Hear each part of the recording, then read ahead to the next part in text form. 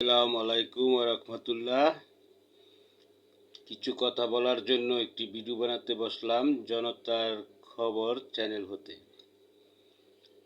বিষয়টা হলো স্বাস্থ্য মন্ত্রণালয়ে একজন প্রাজ্ঞ সৎ লোককে মন্ত্রী হিসেবে দায়িত্ব দিয়েছে। মন্ত্রিসভায় ওনাকে দায়িত্ব দিয়েছে। উনি একজন বীর মুক্তিযোদ্ধা এবং সৎ লোক, এটা সত্য। কিন্তু উনি স্বাস্থ্য মন্ত্রণালয়ের দায়িত্ব নিয়ে উনি কিছুদিন আগে একটি কথা বলেছে যে ডাক্তার রুগীর পিছে দৌড়াইব, রুগী যাতে ডাক্তারের পিছে না দৌড়ায় উনি সেই ব্যবস্থা করবে।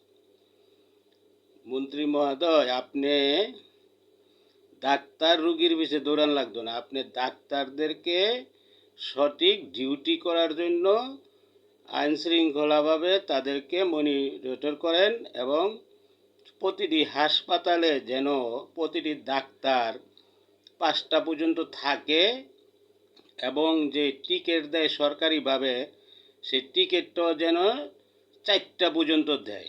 কারণ টিকিট রুগীদেরকে দেয় হলো এই 12টার ভিতরে বদ্ধ। ডাক্তাররা লাঞ্চে যাইয়া শেষ যাই গিয়া তারা পার্সোনাল রুগী দেখে। আপনি ওইটা বদ্ধ করেন, বাংলাদেশে প্রতিটি হাসপাতালে আপনি অভিযান চালান এবং যাতে ডাক্তাররা 5টা পর্যন্ত থাকে এবং টিকিটও যেত রুগীরা এই 4টা পর্যন্ত পায়। তাইলেই জনগণ উপকৃত হবে এবং রুগীরাও স্বাস্থ্যসেবা পাবে।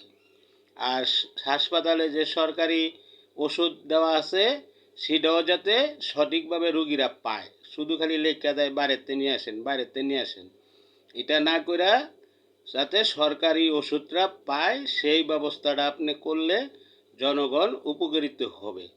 এটা হলো জনতার খবর চ্যানেল হতে মতামত। ভিডিওটা ভালো লাগলে লাইক শেয়ার করবেন এবং সাবস্ক্রাইব করে দিবেন। আসসালামু আলাইকুম ওয়া রাহমাতুল্লাহ।